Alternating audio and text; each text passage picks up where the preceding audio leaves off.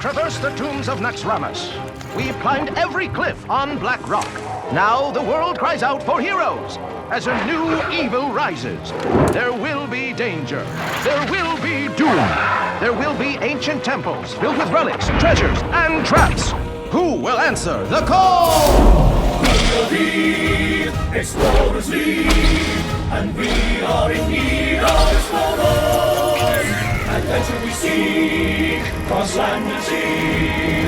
Won't you come and join us? Yes!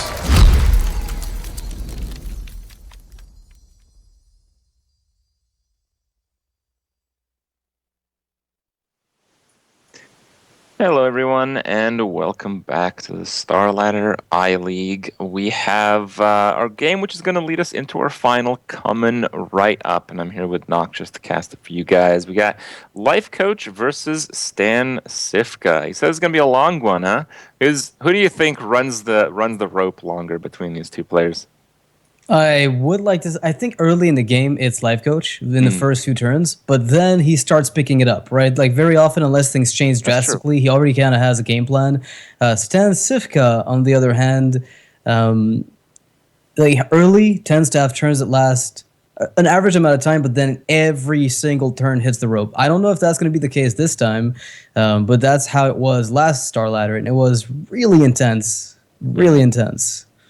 All right, well, StanCifka had a more disadvantageous position going into the Redemption tournament today. He had to go through Nerea, and he had a very close match with him. So it seems like it's going to be a tough one. We did talk about how it seems like StanCifka has the slight advantage in his matchup against Lifecoach, as they're both bringing very similar classes, with the only difference being that StanCifka is running the only hunter of the tournament so far, and Lifecoach is running a warrior.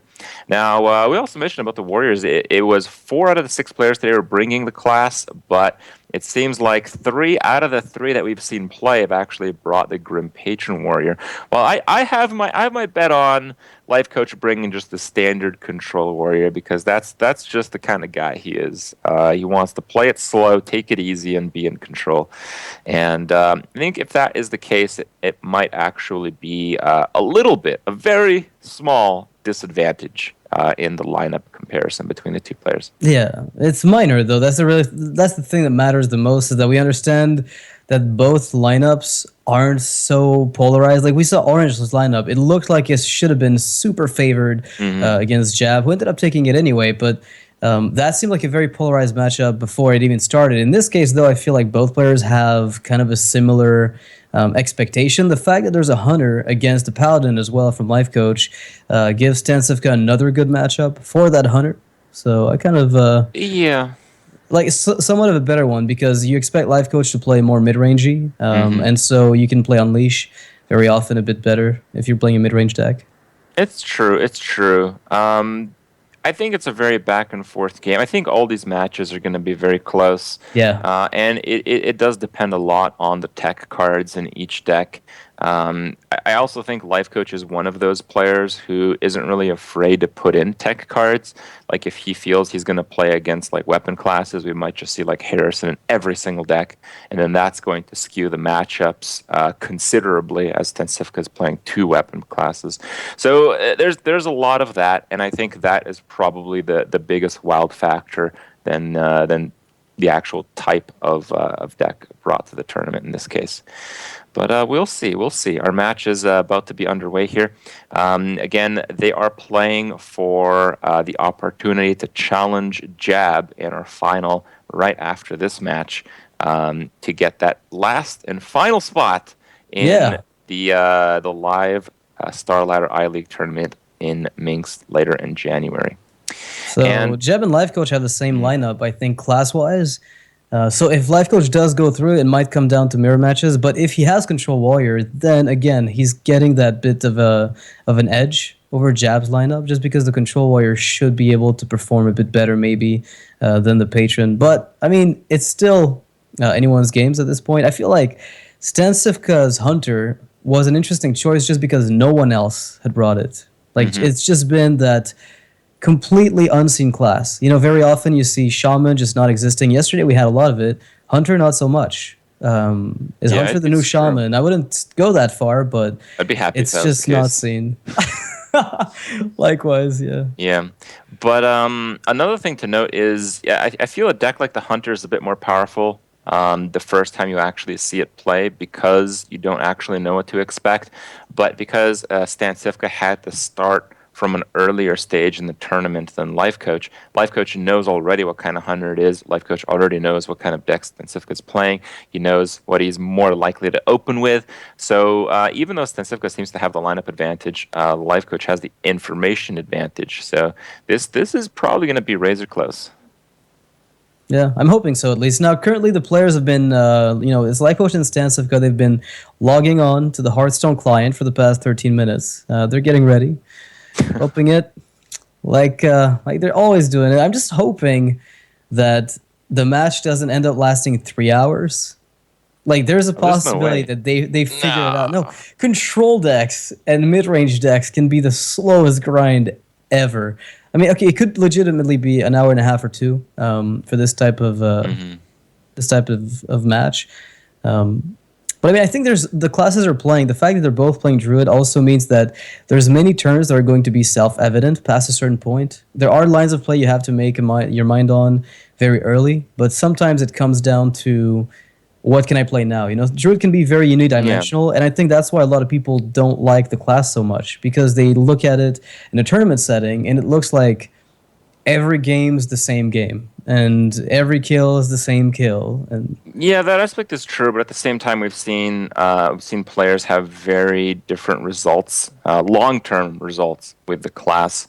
So it seems that while all the decisions are fairly straightforward, the few that are tough seem to be exceptionally hard to make, and that's really what separates the good Druid players from the great. So it's interesting and sometimes difficult to see when those opportunities even come up. But every now and then, I am fairly surprised and impressed at how much of a non-standard play a player can make with a Druid deck. yeah, I like the mirror match Druid. Like, I'm hoping we get to see one between these two players because that's where the small decisions really add up. Like the ones you can make on turn 3 or 4 just start stacking up. A trade you didn't make can also make a difference. The bluff, like the fact that both players are playing around combo up until a certain point where one of them pulls the trigger on going all in, whether it pays off or not, depending on the tells that you've had. It's a very big information game in that mirror match, and those two players are definitely capable of reading into their opponent's actions a lot more perhaps than maybe your average Hearthstone player, where they will look at a play and just figure out immediately, or at least think about all the implications. And because they both do it, they can bluff one another. And it's happened before. Dog bluff Lifecoach in some cases with just going face, and he had nothing. And Lifecoach had to Yeah. decide not to go aggressive right afterwards. It was just like there's a lot of those things happening in this matchup. Yeah, but now that I think about it, StanCifka has, out of all the Druid decks we've seen in StarLadder and the Redemption side at least, he probably has the most non-standard Druid list. Everyone else seems to be running very standard Druid lists, and his had the Fel Reavers, which I think often doesn't actually make much of a difference, but if it's like Druid versus Druid or just Druid versus a slow deck, it might make a big difference. And I think against Lifecoach, it could be a big negative difference because Lifecoach, again, because of those tech cards, he's been known to run. Like, I think in the World Championship, he ran like BGH in every deck and 2 BGHs in two of the decks. There were or two something. BHs. Yeah, one of the decks had two of the decks had two big game hunters, I think. Yeah, So like I the believe tech so. was super heavy. Yeah. I mean, StanCifka is a really big advocate of teching. Like we see Reno Warlock. Last time I saw him play that deck, he was actually running Ironbeak Owl and a Spellbreaker. Since he couldn't run 2 owls, he ran one of each. And that's very uncommon, right? It's kind of like the Harrison Ooze, but you see more Harrison Ooze than you see Ironbeak Spellbreaker. So both players are definitely on the teching side of deck building. All right, and they're both on the eating side of playing Hearthstone, so they got that thing in common as well. Looks like our players are just about ready to get into it here. Well, we talk about how these players always take a long time, but I think I've seen and cast a lot of Lifecoach, and I don't think that's just like universally true. It just seems that in some tournaments, especially when there's a lot on the line, when he's playing these control decks, it does seem like every single turn goes to rope. But it's not always the case. Yeah, it's also not as bad as it used to be. I think he's Mm-hmm. run so many into so many of the same situations that he's already got those mapped out in some cases, which speeds up the decision making. Mm-hmm. But these are probably decks that Lifecoach is very used to playing. Every time I think of Lifecoach, I basically think of Druid, Paladin, Warrior, Warlock.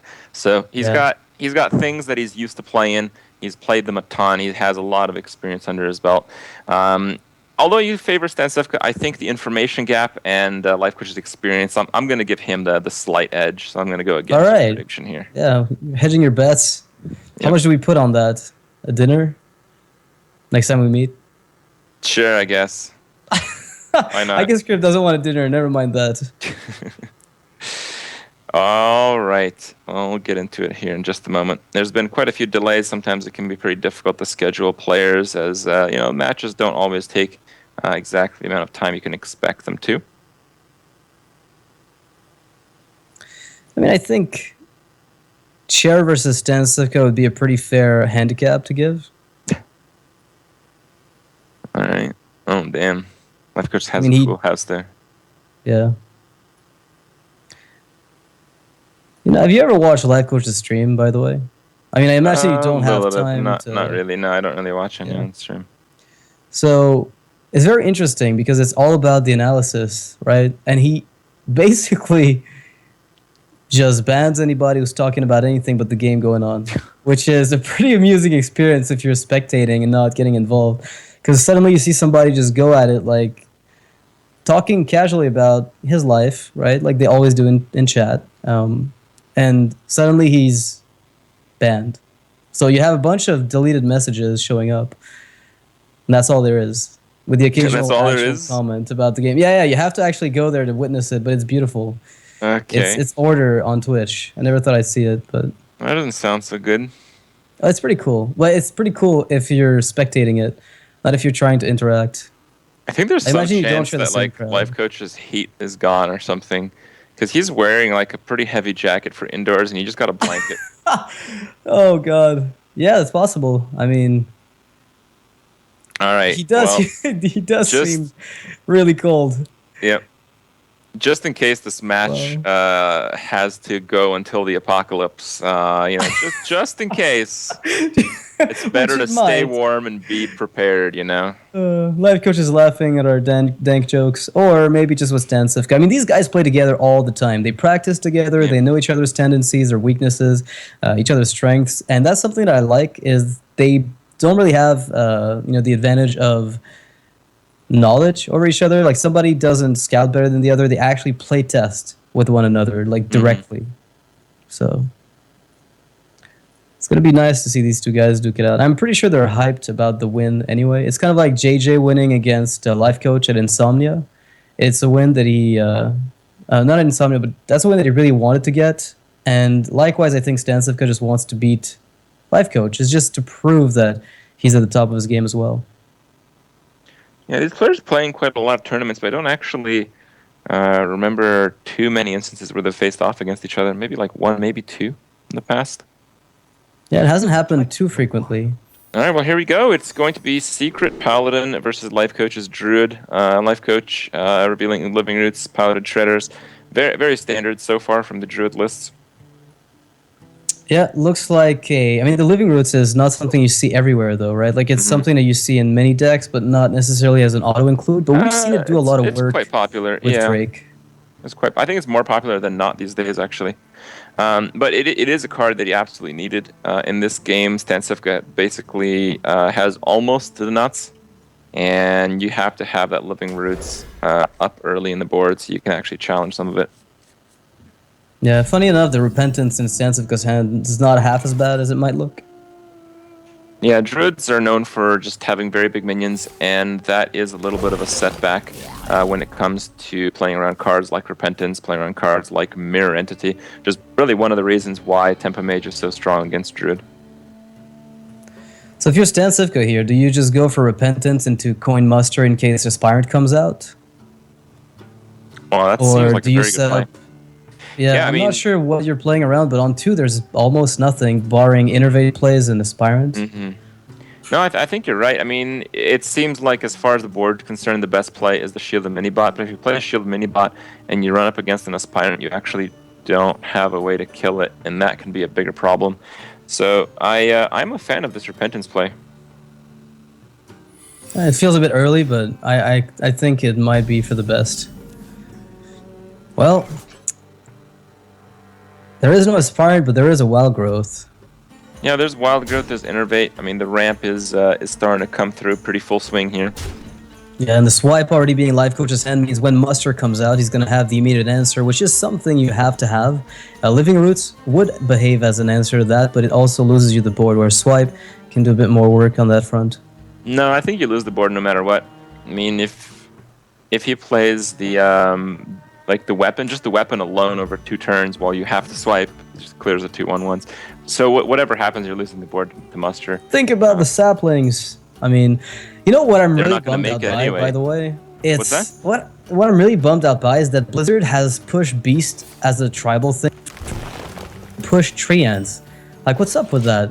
I feel like they're just missing out on the craziest and most awesome Sure, I guess. tribal they've got. No? Okay. I guess I'm the just only one who think- likes little trees that fight. I like little trees that fight, but you can't like have that many varieties and different types of trees, you know? Like, do you think guess, like yeah. Ancient of War should be a treant? I think Ancient of War, Ancient of Lore should be a treant. Okay. I think the saplings should qualify as treants. I don't think they do. Ironbark. I don't know. I like Lumber. it should be. Yeah, sure. Why not? Just go all out. I like it. Okay. So well, you've seen the coin here if you're life coach, right? So there's no kings coming out. You can wait before you pop the swipe. You don't even have to worry about it at all. Yeah, I think you just attack with a sapling here. You're probably thinking this is like Avenge or something, and well, you see that it's not. Now you can do the Wrath for 1 hero power, or you can innervate out a Druid Claw, but Life Yeah. coach is puzzled. He's like, "Is this competitive spirit?" Like he Well, just doesn't seem it's sure. either Competitive Spirit or Repentance. So Yeah, the cycle looks good. yeah, with that outcome, it seems like the cycle is the play to make. Life coach must be asking himself, would he really repentance me on turn 1? 'Cause you kind of want to leave one Yeah. of those 1/1s up, right? Just to check for spirit. Not really. No. Oh, now perhaps. Yeah. Now he knows what it is. 100%. Mhm. So this Druid of the Claw, He's not too Feels happy pretty about the bad. situation though. yeah. And this is why that play was so good from StanCifka on turn 1. Just denying everything that Life Coach does because he's got so many ways to deal 1 damage. Well, Life Coach I think is looking for a shade. I think a shade is the nuts. A shade allows them to play the shade and the Druid of the Claw with the Innervate, and the shade absorbing the Repentance basically means absolutely nothing.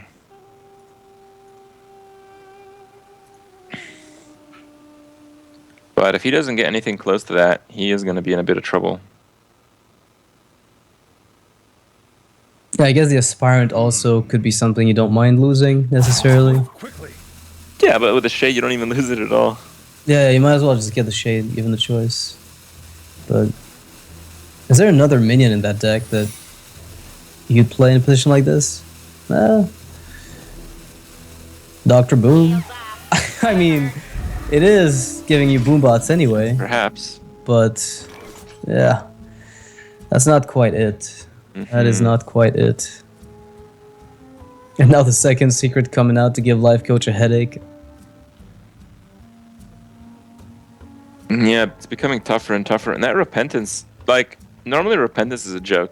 I think Repentance is like that 5th light on the Christmas tree, you know? Yeah, You don't really just need put that. it there. It makes it symmetrical, so you put it in, right? But otherwise, exactly. you didn't need it.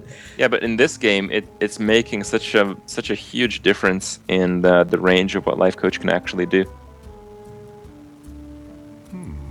So And he's he trying to has- set I mean, up the best nothing. swipe. I Can't do think it's anything. going to come down to next turn. You just attack with your hero power here, trigger whatever has to be triggered, and then maybe you just Azure Drake, Innervate Swipe on 7, get the best kill you can. Then from there, reevaluate with your top decks.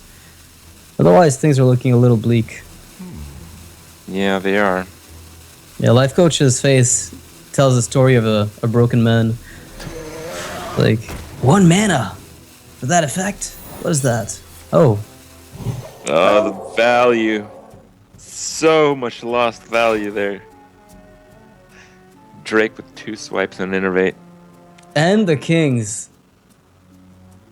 I mean, you might shred instead. Never mind. I think you would Shredder instead, because the problem with the Kings is a Keeper would be very effective.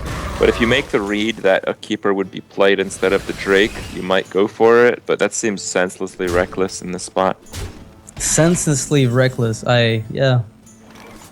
That's a nice way to put it. And there comes the Aspirant, 1 turn too late, and Lifecoach cracks a little bit of a smile at the irony of fate. Doesn't... He's smiling, but he's actually not smiling. The other thing is, like, this is a pretty damn good swipe, and you're just not going to get like 2 great swipes too soon. Like, if you play both minions, you basically are at the mercy of your next draw, or you have to double swipe next turn, which is a big waste. So even though swipe is not the best play here, it might be the best use of those cards, and you might not see any relevant cards too soon. So it might be the play that he's going to make here. Yeah, one of the things to keep in mind, though, is that because of double swipe on the following turn, if he uses his 2 minions now, he stands to weaken the Shredder or pop it, remove the Divine Shield with his minions, and then get a quote-unquote better swipe. But the issue is that if something like Challenger comes out on the following turn, then what does he have to follow it up with, as you said? Like, there's literally no follow-up. Alright, looks like it is going to be just the swipe Drew of the Claw. I like the play. Yep, pretty clean. And he's keeping a swipe in case he needs to get future value. But now the King's coming out with the Avenge. Oh, that's the value he's going to have to get. Drew of the Claw. And the issue is that this Garrison Commander is surprisingly powerful. The fact that you can spawn 2 1/1s, even though it costs you quite a bit. Well, it's going to die right here, so I don't think it matters too much. Wait, is that a get down? It is. There's a 2 secrets at the moment.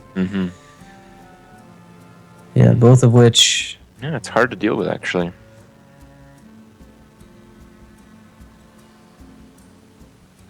That's really tricky. Actually, it's almost hopeless, but top decks happen. Dr. Boom could turn this around a little bit. Yeah. I think the best case rough. is that you attack the get down, and it triggers Avenge on the 6 attack minion, and then you just play a double Darnassus Aspirant. And you weaken the minion next turn with like first swipe, so you set it up. Or you just kill it for free with a Darnassus and then swipe. Yeah. Time waits for no one. I mean, I can't blame Lifecoach for taking his time on this game. Yeah, this is a nightmare. But he knows that the mini bot is gonna get avenged after this. Knowing that, he gets to trade and use his show power. Best case scenario is still bad case, but you gotta try. All right, turn 6. The worries are starting to pile up. That worked out And pretty well. StanCifka has the cog hammer too, so... Yeah, I like... Ooh, the Belcher. I like the Belcher better than the Coghammer. Yeah, you've seen 2 swipes, so if you're attacking this Aspirant, if you even care, I don't even think you're attacking it at this stage, unless you're preventing a wild growth draw.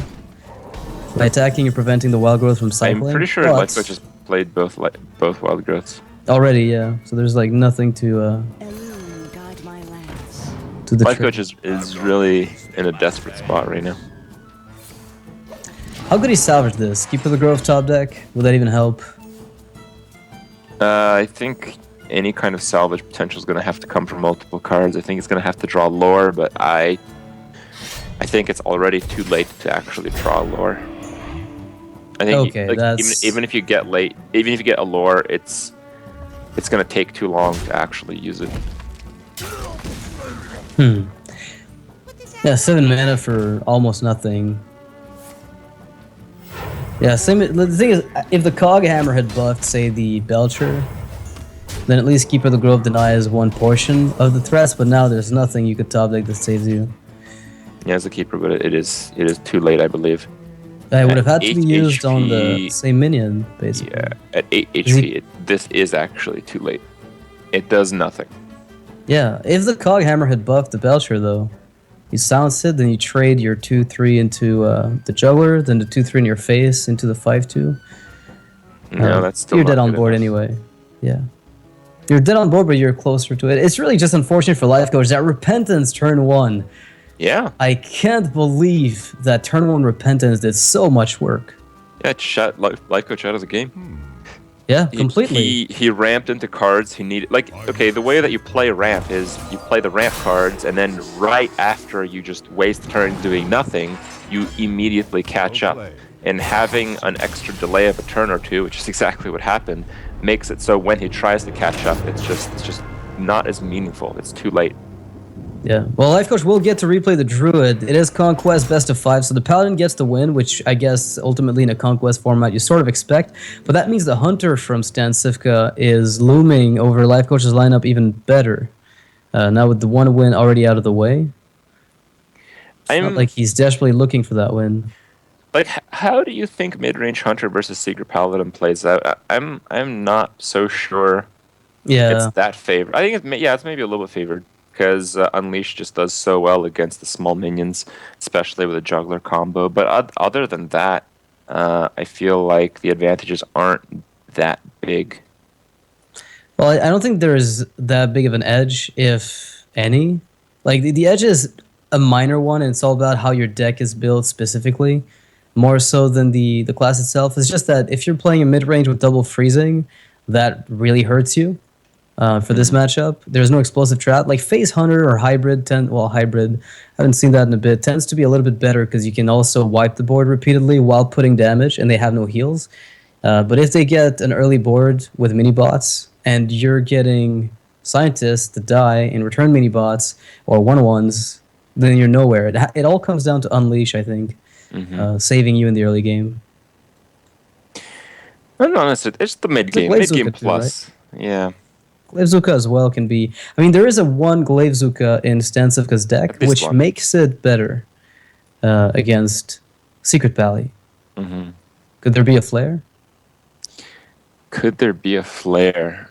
I don't know. It always seems like the most popular ladder deck is not like ever the most represented tournament deck, even when it's clearly the best one.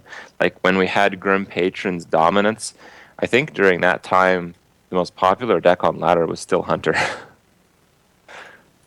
That's actually pretty true, because I think barring the top legend players, Patron didn't really get played that much. But you just look at Secret Pally, right? Like, it is the best deck, but it's also simple to play.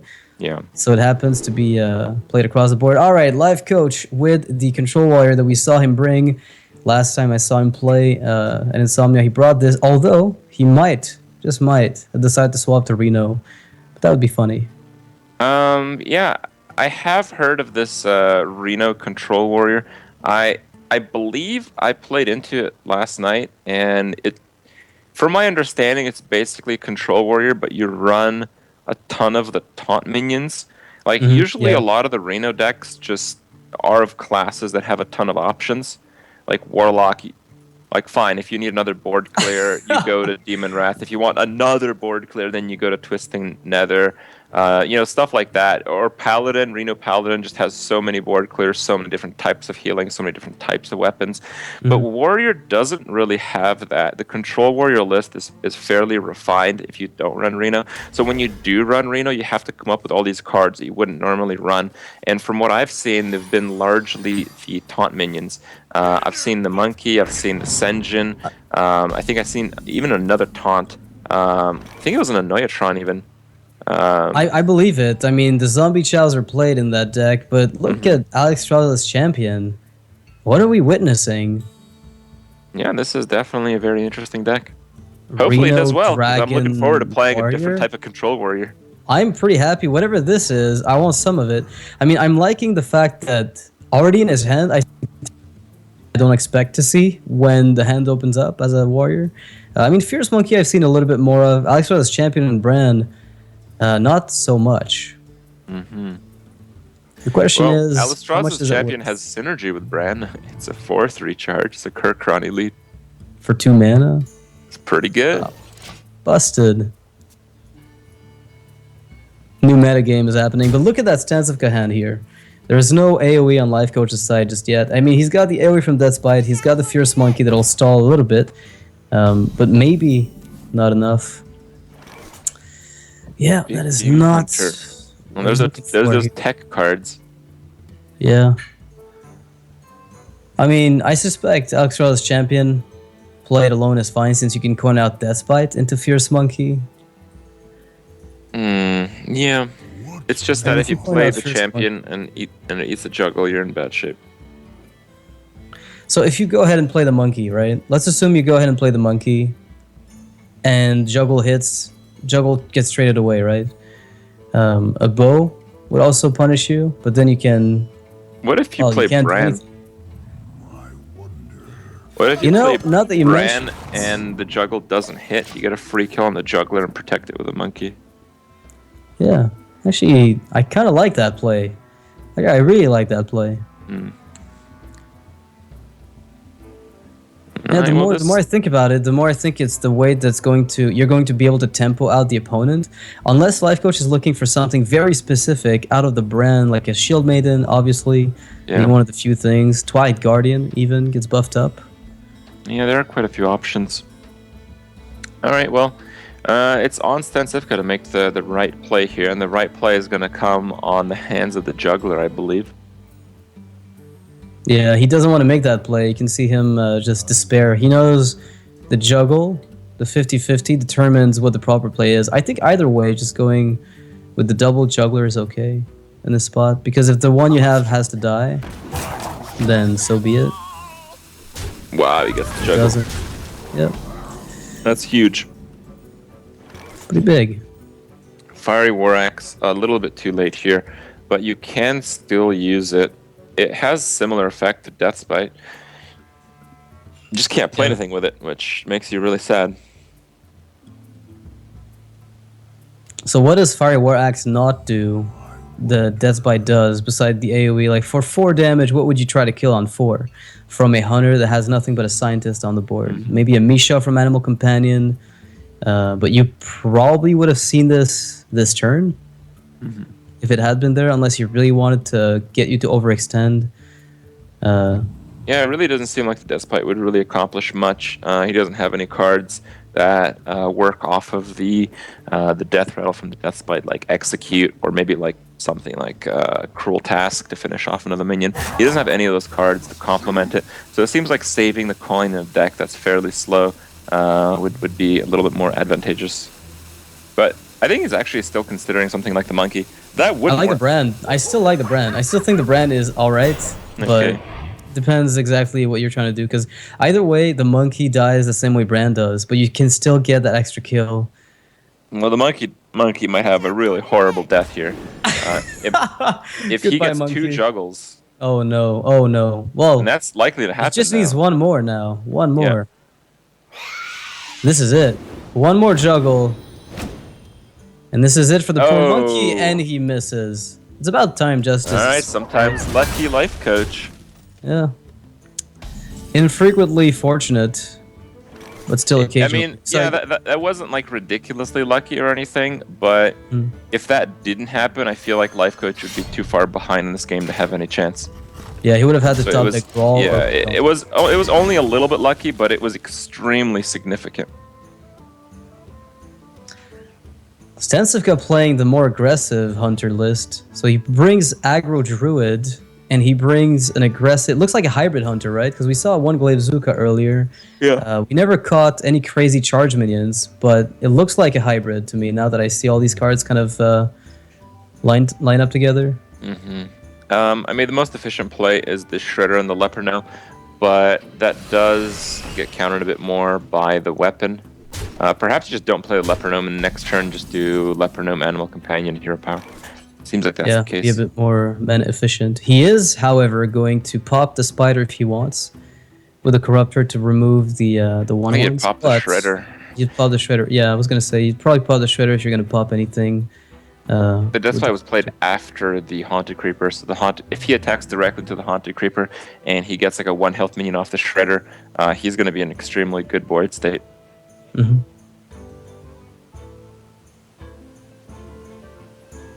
I mean, the Creeper is kind of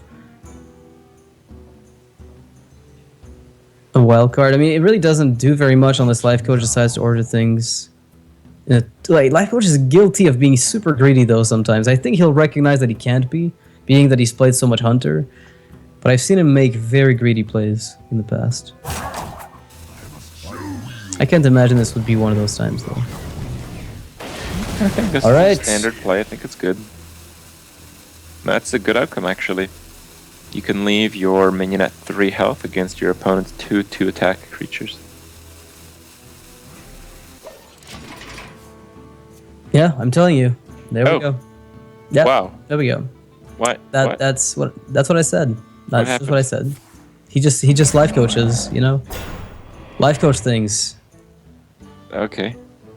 Yeah, it's seems hard to win now. Well, I guess you don't lose a 5-4 to a quick shot. It's true. You don't lose the life. Yeah, I mean the life that you would lose on the 5-4 may be relevant if you're hoping to extract value from it. Then you can probably kill the creeper next turn. So you're really just removing 1 damage off the board. But the potential for a beast enabler like kill command might have been a deciding factor. But the question is, can you play around that beast enabler? If you decide that the 1 damage is fine and that you can afford playing around kill command, or that it's unlikely, then you don't use the Deathspite. That's probably the reasoning. Man, Lifecoach is just getting so low, and the only bounce he has is this shield main, which doesn't seem like it would make too much of a difference. I think it will help, but how much, really? Yeah. Buys you a little bit of time. It's Varian. Honestly, I think Reno Jackson has to happen. Do you play Reno Jackson with Varian, though? Look at this. Look at this deck. Like, what is this deck? Is it just a Dragon Warrior? I don't know, but if you play Varian and get Reno, it's so bad, right? But I think you played late game after nothing Reno. else came up. I don't know. I mean, at this point, I don't even know what Lifecoach is running. I feel like for him to win, I mean, he can't even kill Misha with a 5-2. He knows that much. He's gonna have to Shield Maiden to stay alive. He knows it's a freezing trap. Do I even give my opponent extra armor? No. I mean, my opponent an extra charge. No, I don't do that. So you just end up passing this turn and hope you're alive. And he is alive. Yes, he is alive, but when the Leper Gnome comes down, he's gonna have to get another form of healing, is he not? Yeah, coin Shield Maiden, but it's not gonna be enough to save him. Hmm. Yeah, because Freezing Trap will return the Shield Maiden if Lifecoach doesn't attack with the 5-1. That's his game plan. Honestly, I still don't think it's looking good. Despite the Shield Maiden potential return, it's probably not going to change much. Yeah. Yeah, it actually changes nothing. Healbot. Bran, coin, Healbot. That or Reno Jackson will do the trick. Twilight Guardian is going to save you. I mean, that's a lot of health on that taunt. It is indeed quite a bit of health. Although, can you afford to just get a big taunt that gets owled? Or do you have to armor up and just get the 6 health? Twilight Guardian. Questions, and no answers. Well, I think you have to armor up, right? Otherwise you're dead. Yeah. But you can also... Do you want to weapon something? I think you die if you do that. Like, you have to just attack with the Shield Maiden into, say, the Creeper, and then it goes back to your hand. Then you trade the 5-1 to the 2-2. And you play Twilight Guardian, whether you play that with Bran to get a big taunt, but still die to kill command. I think you're dead to kill command no matter what. So you might as well just go Bran, Twilight. Owl kill command kills you. Quick shot kills you. Oh man. Okay, so he's gonna try to keep a 5-5 up. Yeah, he's trying to keep the Armor biggest board state as he can. Sure, that's probably much better than getting the armor back since it's going to cost you 8 to play anyway. He's at 3 here. And there we go. I mean, granted, he was dead to kill command whether or not he used the armor up play, so regardless, this play was the better one because it saved him against quick shot. No, he was dead to quick shot. But is he dead to quick shot? Oh yeah, quick shot. He's at 3. Yeah. He really couldn't do much. It felt like the decision to save the Death Spite led to him taking a little bit too much damage and severely limiting his choices in the late game. I can't see how he would have won that game anyway, though. StanCifka just had constant threats, and when Midrange Hunter has that, and the Warrior doesn't have much in the way of answers, that's typically how the game gets played out. So not too much of a surprise there, but let's see if Lifecoach can maybe bring it back here. Okay, so maybe it is just a Dragon Warrior without the Reno shenanigans. Then again, I don't think there is any reason that you would play Dragon Warrior right now, aside from the big taunts that it offers. That's about it. Like in Warrior, what have you got for dragons? You've got little aggressive 2-drop that can trade immediately. Yeah, that's pretty good. That's about it. Yeah. I mean, that's a stupendous answer to Sir Finley. If we see Sir Finley from the Druid, which we probably will, and then Elistraz's champion comes in. But, I mean, I don't think he's going to keep the Acer, so he's going to have to draw another dragon for that play. Yeah, you know what? Now that I think about it, the Elistraz's champion is kind of a second Fiery War Axe in the same way that Argent Lance is another mini-bot. I don't know if that's a very good comparison to make, but if you're playing them in those decks, it gives you a turn 2 that is very proactive, removal-wise. Oh, wait. Did Lifecoach mulligan away the axe? Does he not know what Stan's playing? Oh, he must know what Stan's playing.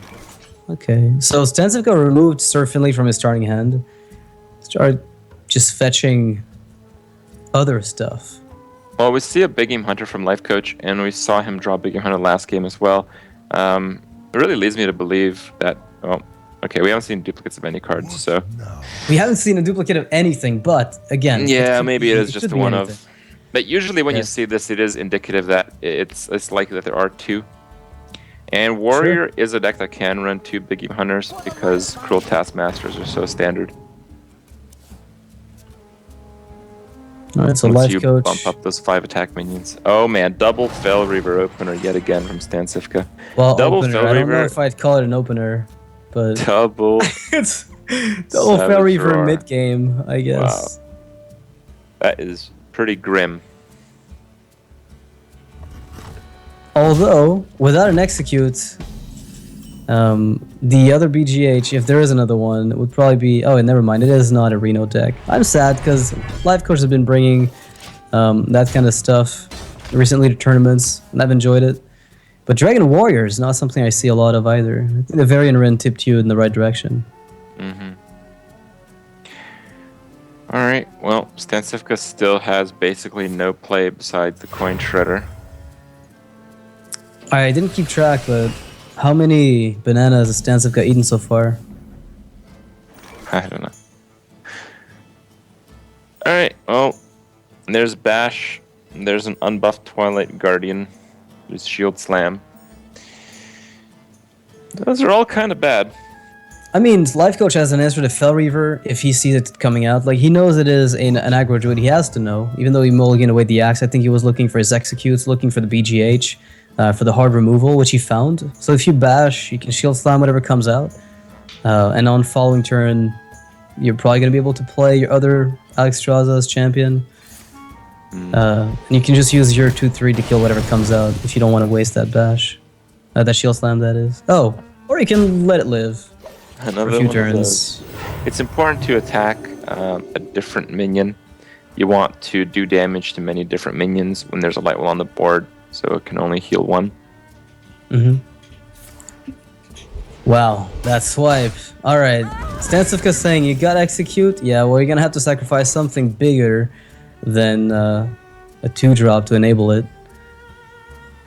Well, he now has the Blackwing Corruptor, but I don't know if I like that very much.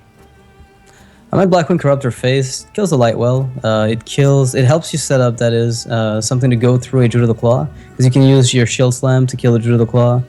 And I don't think just you having the big go face minion with it. is worth it. I think the Corruptor should attack the Lightwell.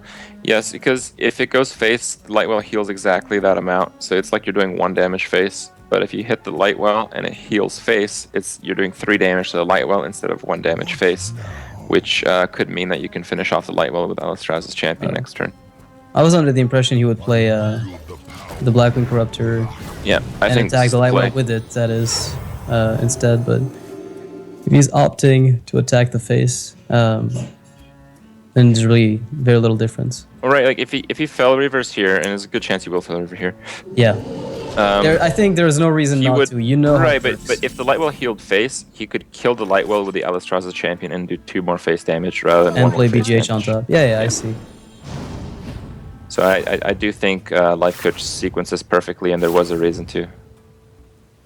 All right, BGH comes down here, and StanCifka's fell reavers, they're just not staying out on the board very long in any case.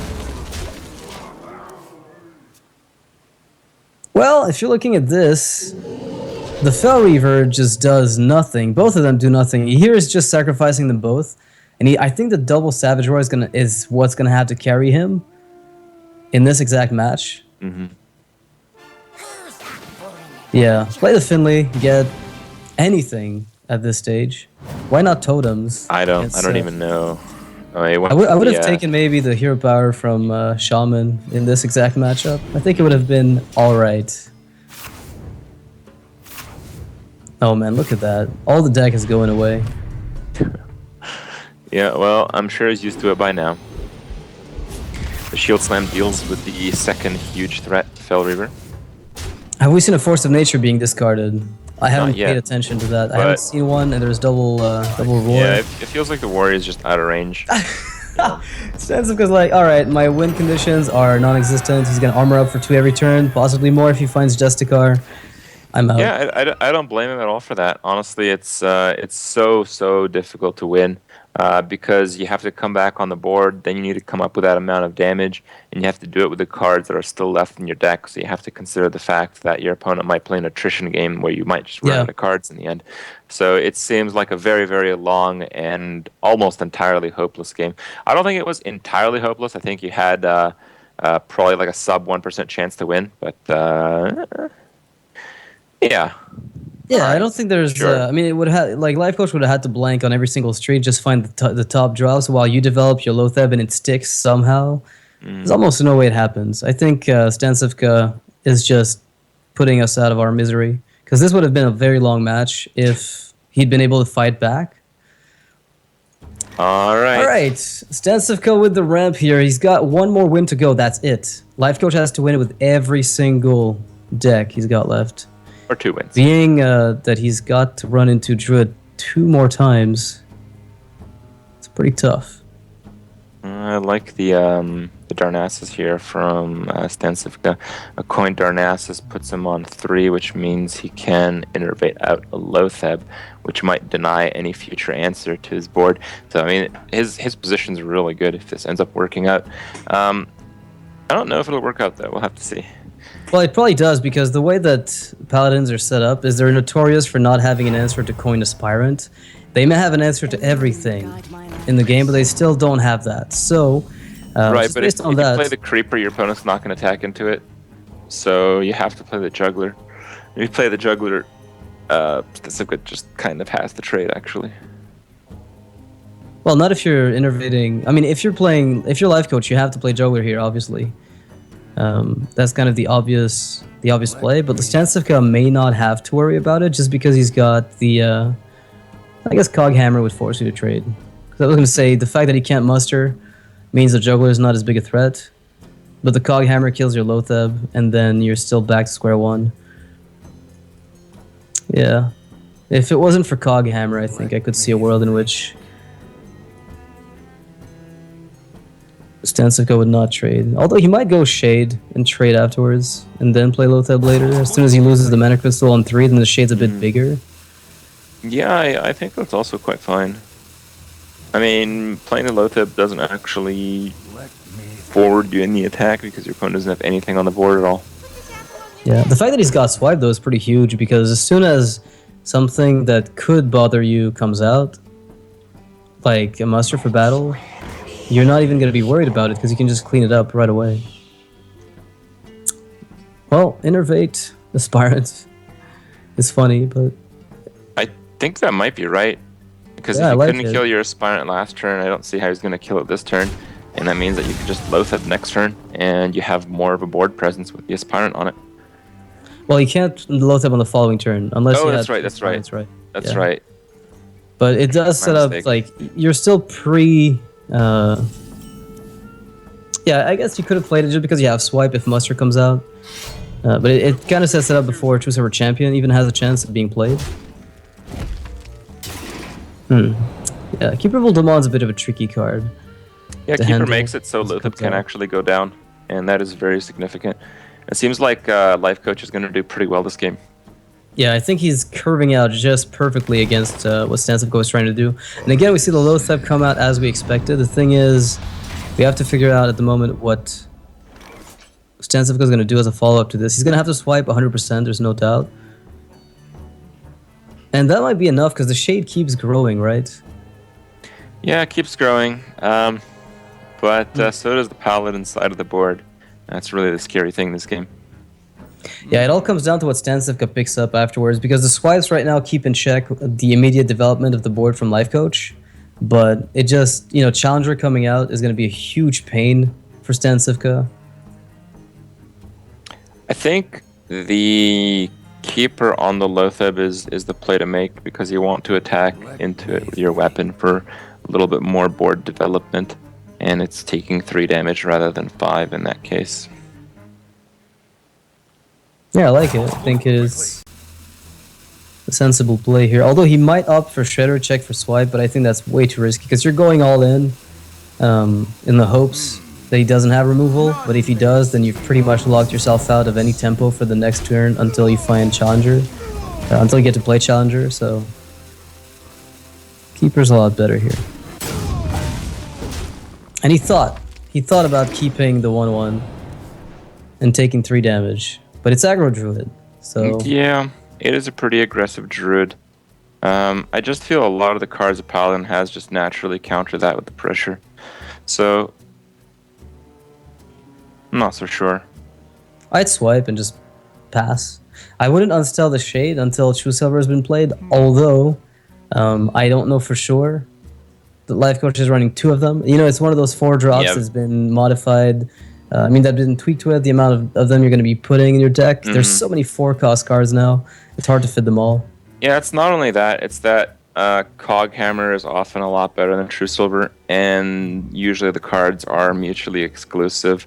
It's very difficult to run more than 4 weapons. And Yeah, more so when you're have to looking at run muster, right? the others. Yeah, you have to run the musters.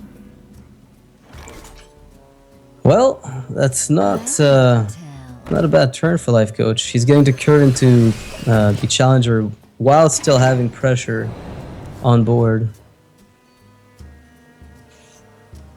Oh, wow. This has to be the best Where shall I start? top deck. What could StanCifka have gotten that was better than this on 5? Pretty much nothing. Oh, there's Ragnaros again. Seems like a pretty popular inclusion in this Secret Paladin deck. Yeah, it's back. Full Christmas tree. Yeah, Repentance is up, but that's fine because Darnassus Aspirant does not care 1 iota about that, and you've got the swipe on the back end. So even though things are looking a little bit... Whoa. Eye for an eye. That's a little unusual. And I don't think StanCifka will expect that. I think StanCifka might just hit him hit himself in the face for 6. The thing is, Noble Sack triggers first, so you don't care. You're never taking the hero power damage from the Druid. You're taking the minion damage, and suddenly your big Challenger is so threatening because they just dealt 6 to themselves. Wait, does it just work super well with Ragnaros? Is that the idea? Like, it works with the Challenger because it's threatening, but you also have the additional burst from Rag, which means when they've dealt damage to themselves, you can get kills that you otherwise wouldn't expect. It's kind of peculiar. I'm liking it, but I'm not sure about it. This is what I was telling you earlier, right? Lifecoach brings all these decks, like Reno Pally he brought last time. There was also some kind of weird warrior deck. Now we see the Dragon Warrior, which is also kind of odd. I don't know. This is. Do you think StanCifka expects that there's actually eye for an eye in this deck? They've been playtesting. Maybe he expects something. Wow. Something really janky. Wow. The 1 damage. Eye for an eye. StanCifka doesn't bat an eye. Not like no reaction. Just oh okay. I knew it was coming. Yep. What? Wow, that's a good draw there. That's got to be one of his best, probably the best draw that he had. I don't even know if he's running. We haven't seen Belchers, but I have to assume they're in because Rag also curves up your deck. So trying to play it mid rangey. You're still not out of the woods. I mean, I guess you're killed at 4-6. I just think you use your weapon hit here. I think you go down to 5 life. 5 life is pretty safe if you're going to end the turn with a taunt, though. So it's not the worst thing ever. Yeah, Keeper of the Grove would pose a bit of a problem. But at the same time, you know, he has to Keeper and then kill you. So it's a streak of plays. But the thing is, if you can't kill him before he Keepers into Force, let's say, then it's pretty risky. But I like the idea of taking the face damage. Alright, well that certainly went Lifecoach's way. That 50-50 was pretty huge. It guaranteed quite a few extra health points on this taunt minion. And now 10, 12, 13, 14, 15, 16. He's looking at 24 damage with the Ragnaros next turn if everything hits. 24 damage. Dr. Boom, though. If I know my Hearthstone, there's something that happens here at 5 life. For Lifecoach especially, every single time I've seen him play against Dr. Boom of recent memory, it has gone atrociously wrong. Yeah. Absolutely horribly for him. But can we please not wish him that? Just please. I think he has to go for the Boombots, and he has to play the Ragnaros. Okay.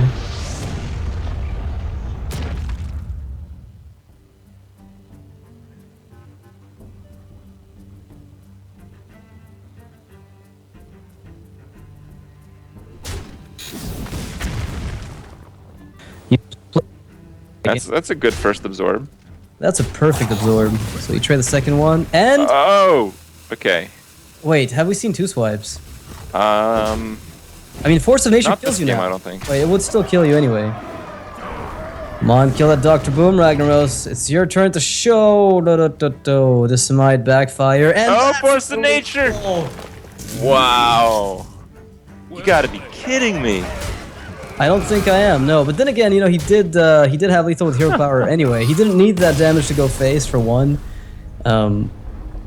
But say Drew the Claw. Number 2 would have been a lethal because then hero power Dr. Boom kills at 10-8. Giving him an hero additional power. He was out. at 4. Sorry, what? He couldn't hero power. Drew the Claw was not lethal. He couldn't. He was at 4. It was 5. It was a 5 damage with the because you go Dr. Boom. Oh yeah, he couldn't attack into you can't attack into it. You die. Yeah, that's right. So he needed that, or if there was another swipe, and I'm not sure that there was. But whatever the case, your prediction was correct. StanCifka does advance. The mid-range hunter did seem to be a bit superior to the performance of the Dragon Warrior that we saw Lifecoach bring to the table. Yeah. And our final for today, for the spot in the top 6, going to Minx in the StarLadder I-League final, is going to be either Jab or StanCifka. They will be battling it off, and we have that for you guys to come in just a few minutes. Before we get into the break, what are your predictions for this one, Nox? You seem to be nailing them down pretty well. Is it going to be your boy StanCifka, or is Jab going to take it back? StanCifka's kind of been like struggling a little bit more than Jab, I feel. Jab had a really dominant comeback against Orange, so we'll see. Yeah, I mean, it's the same lineup, right? That they're playing. Lifecoach and Jab are playing the same lineup. I'd say StanCifka still keeps the edge, except now we know it's not a Dragon Warrior. It's nothing janky. Like, there's nothing unusual about what Jab is playing. it's all kind of standard lists, Yeah. which means they might have a better chance. So I don't know. I feel like StanCifka still got the edge, but could go either way, really. All right, well, we'll have to see. Don't miss the match, guys. It's going to be the final. It's going to be coming right up.